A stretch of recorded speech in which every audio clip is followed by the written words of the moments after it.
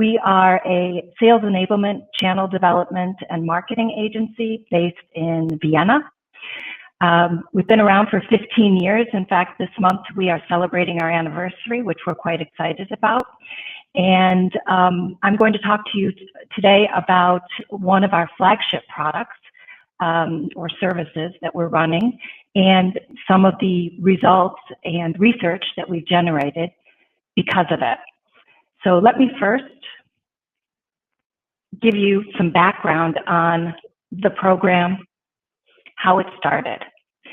So in 2015, I was sitting actually with Microsoft, one of our clients, and we were talking about how the industry keeps discussing customer journey mapping, customer experience, and the fact that if you improve your customer experience, you will be able to have happier customers, but you will also be able to reduce abandonment rates and you will raise your revenue.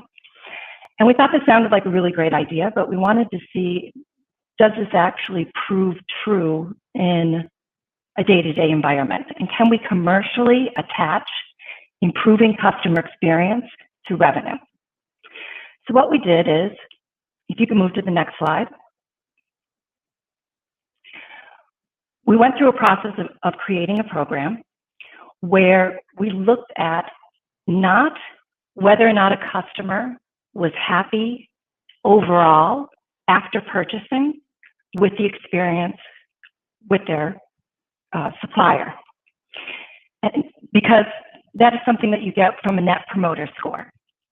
But what we wanted to do is say, in the very important moment of purchasing, where I decide, am I going to purchase or am I going to go somewhere else?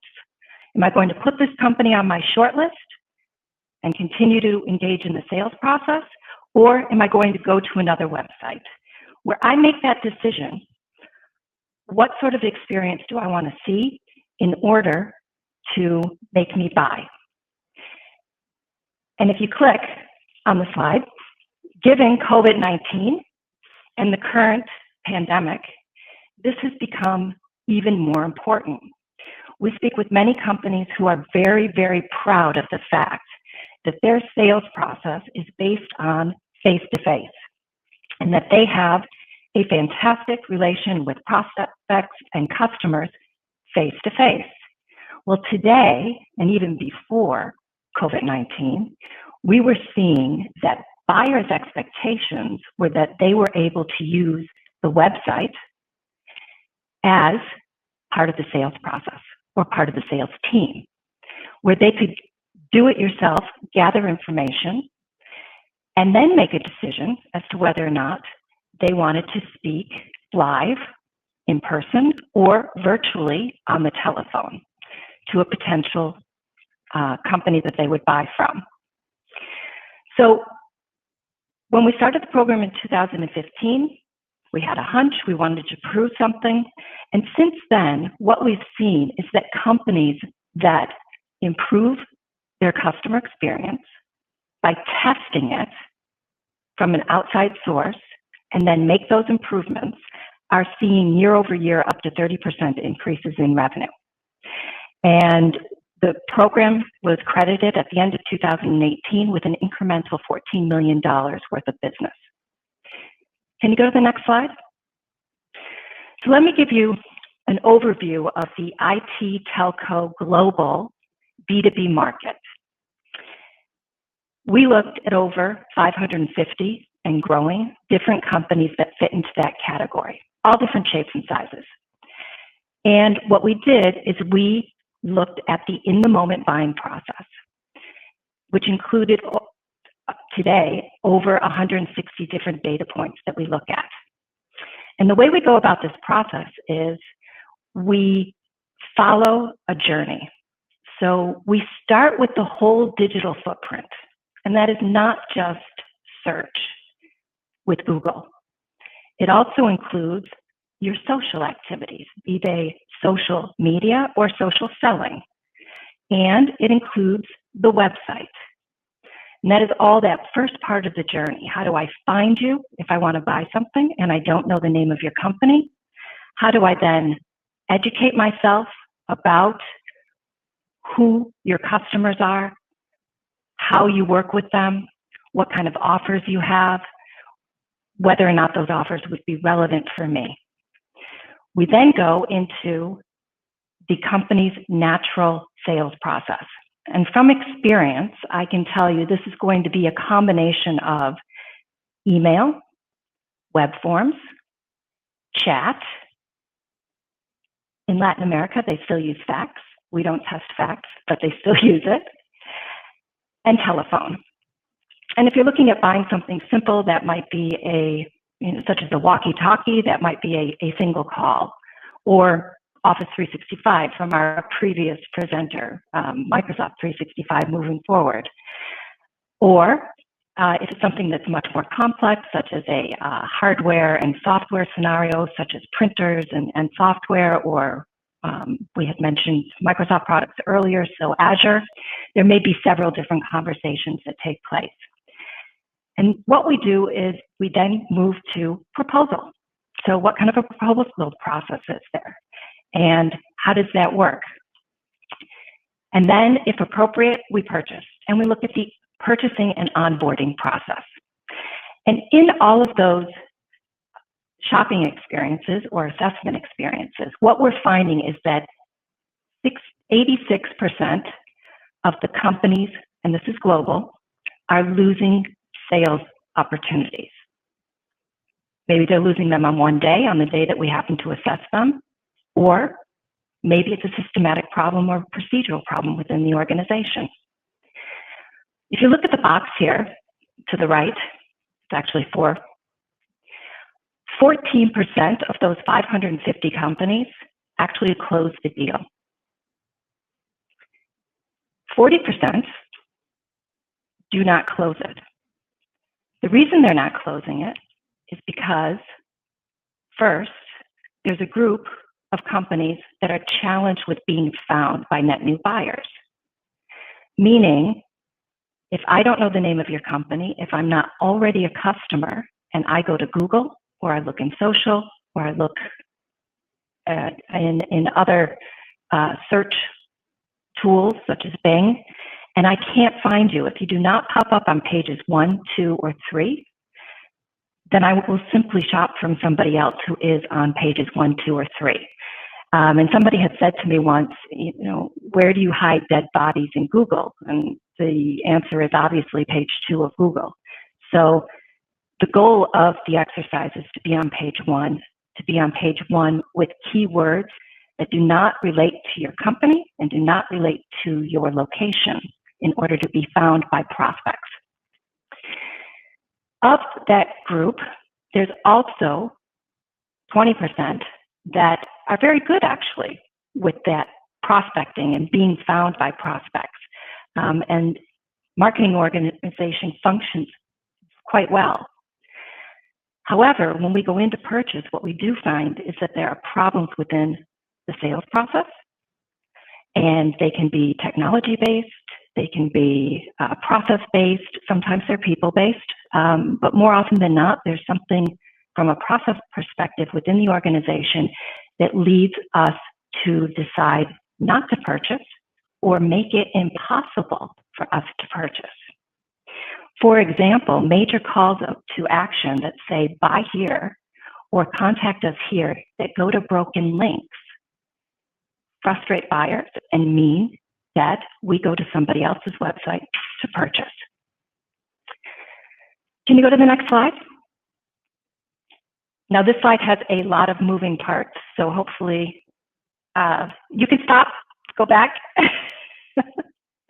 So as I said, we go through that whole process. There are over 160 different elements that we look at. And what I wanted to share with you today is some practical advice.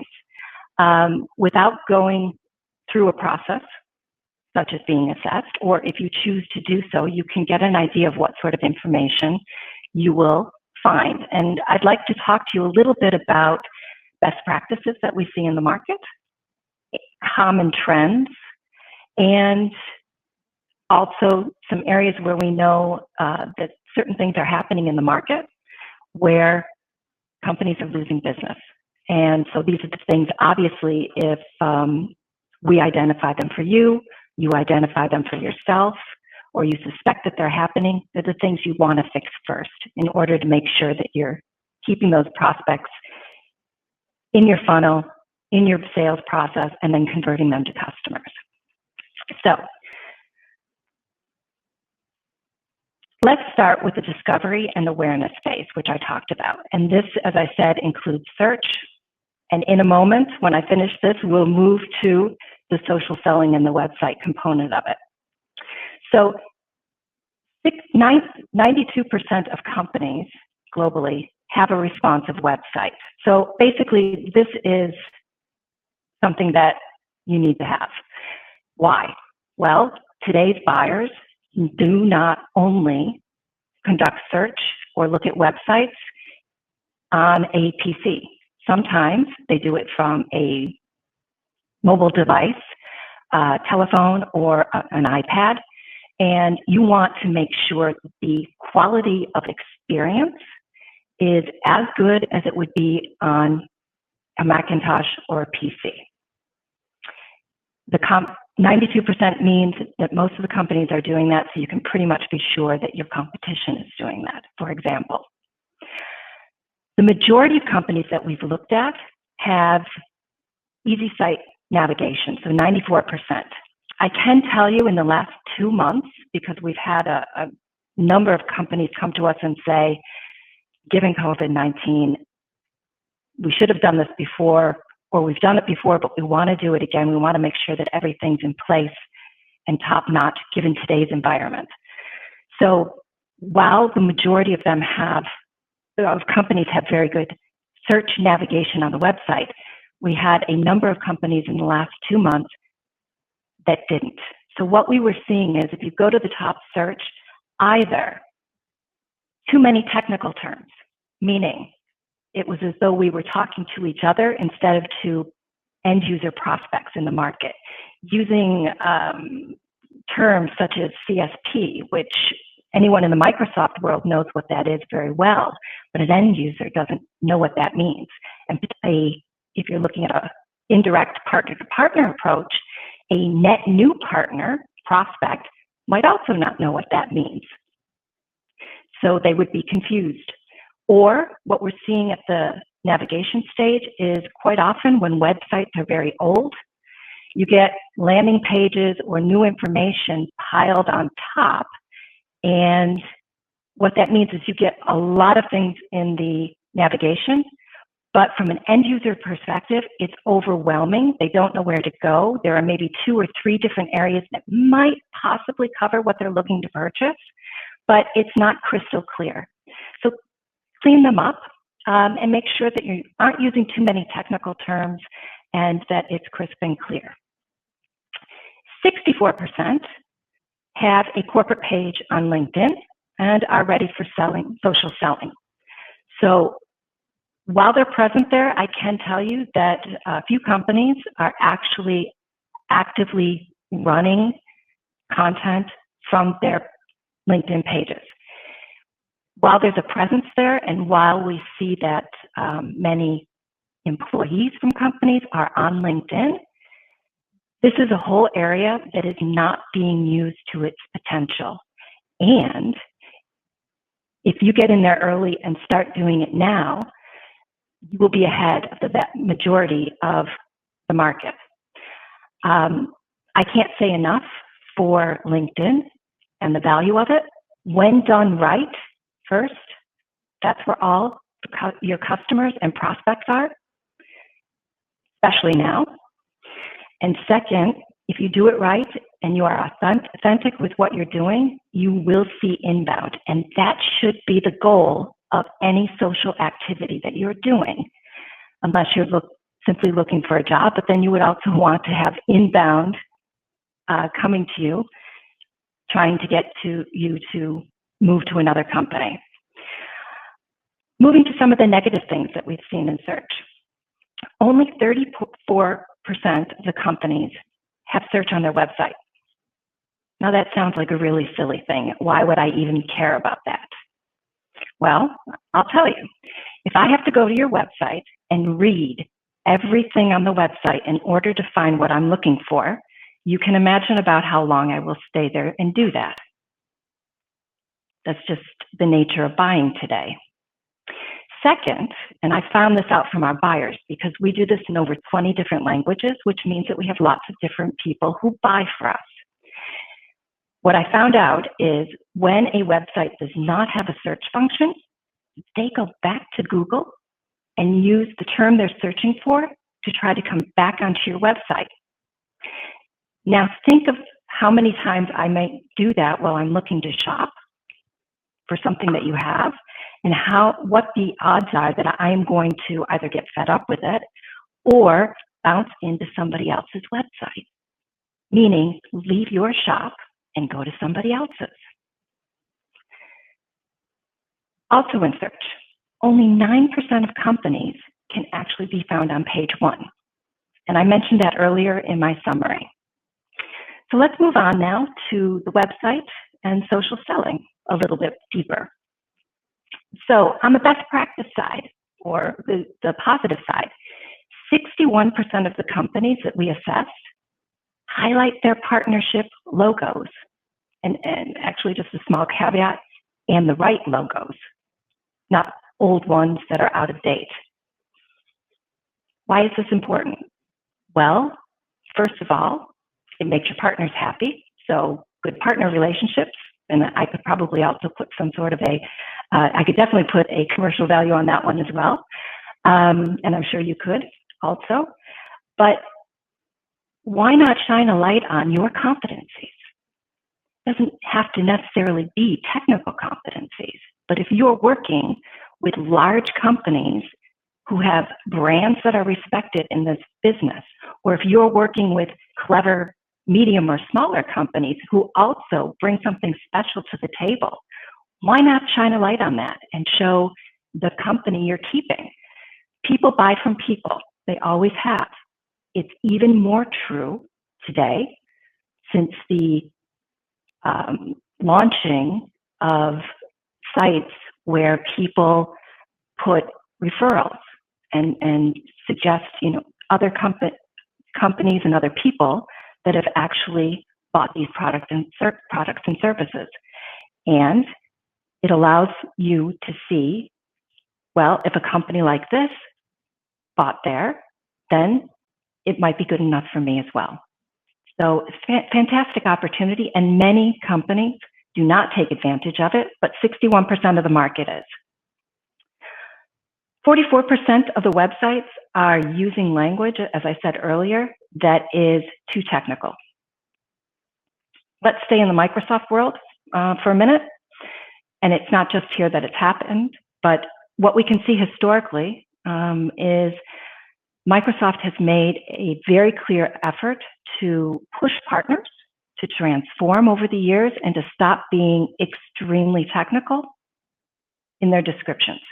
And there's a group of companies out there that have not moved from that space, and they're still extremely technical. And if you're not an IT manager or you don't know the technology, it's not going to relate to you. It's not going to be a site that you want to purchase from.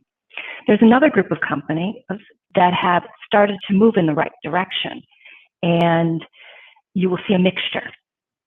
And this is good, and it shows the progress, and probably shows where they've tested a few things, and some things have stuck and worked, and some haven't. But now's the time to go in and really try to clean that up and move to the best practice, which is where companies are selling to multiple personas, not just the IT manager, but maybe the CEO, or maybe the CFO, or the marketing manager, or others within the organization. And they're speaking in normal terms like you and I are speaking today. They're not talking about technologies that are not relevant. They're talking about business outcomes. And the websites are selling as consultative sites. And these are the companies that are the better practice, and the what you should be aiming to get to. And I happen to know that the presenter after me is CEO of WireHive, and they have a website that sells consultatively. So if you're looking for something to look at or a website as an example, you may want to go there. So Robert has done a case study with us, and so I'm able to mention his company's name. Let's move into some of the negative things or challenges that companies are having. So 38% only are showing an understanding of the buyer on the website.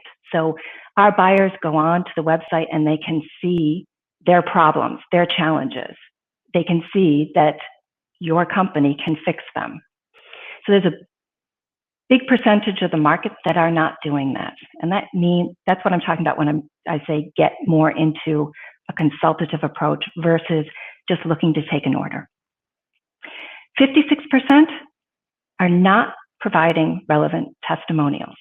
So as much as we want you to show and shine a light on your partners, bring your customers into your website, bring them into your sales process, bring them into your proposals. It can be a quote. It can be a full testimonial. It can be a video. Videos are the best, by the way. Keep that in mind. But 56% are not telling us what kinds of companies they work with, who their happy customers are, and they must have lots of them. And they're missing that opportunity. So if you don't have any on your website, here's a little advice for free. Go and get a customer, put them in front of your iPhone, have a 3-minute conversation with them, and put it on your website. You will be ahead of a good percentage of your competition. Only 21% are using a referral program, and this is true this is generally true in B2B. We have found out through the sales process that there are some companies that do offer a referral program, but they talk about it in the sales process. So that's good. Or they may mention it in their proposals, which is also good. But if you do that, get it onto your website. Make sure people are aware of that. 52% do not have a newsletter sign-up possibility on their website. So this means that there's a missed opportunity.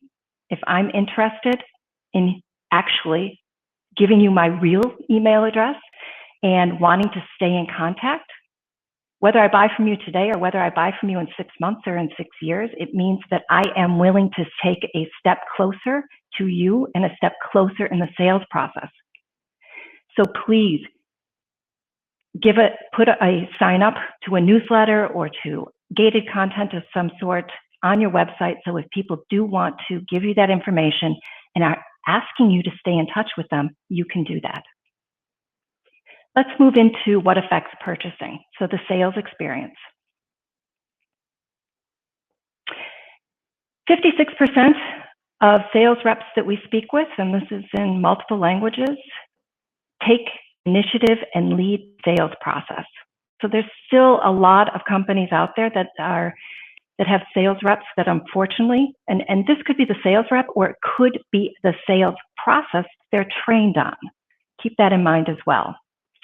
So where they actually take us through and say, this is the next step in our sales process. This is how we buy. This is what you need to do next. If you do purchase, this is how you get started, etc. That whole process or timeline for onboarding, many companies are still missing that. And that could be something that actually, if you get me onboarded faster or you get the sale closed faster, your profitability goes up as well. And you have a happier customer at the start. 54% of sales reps are using purchase triggers. So don't sell past the close. I worked at IBM. That was something that we said quite often. They're not recognizing that our buyers are ready to buy and they're not trying to close the deals. So still some refinements that could take place in many of the cases where we assess. 57% of companies do not have an online chat function. And I know a lot of this has to do with resourcing. Some of it might have to do with you've not quite found the right AI application. But the reality is that most mature markets are using chat, and it's to keep me on the page. It's to answer questions via chat that I don't have to ask a sales rep. So when I enter into a conversation with a sales rep, quicker time to close because some of my questions have already been answered. Think about it if you don't have it. Less than half of the companies that we assess, or 45%, the sales rep actually addresses upsell opportunity. So this is a huge miss with many companies. Upsell, cross-sell, looking at that not just because you've got a clever salesperson that knows how to do that in a sales call, but let's systematically take a step back. Have you done your solution mapping? Have you done your product or software road mapping so that you can see exactly what an ideal buying process would look like against a specific type of customer or a specific kind of buying scenario? So think about doing that, and if you can up your cross and upsell, you keep customers longer, you make more money, it's probably more profitable depending on how you price your accessories, etc. So also, challenge side, 38% of buyers are able to actually get through to the sales rep on the first call. 38%. Within the last 2 months, I think we've had 5 companies where we have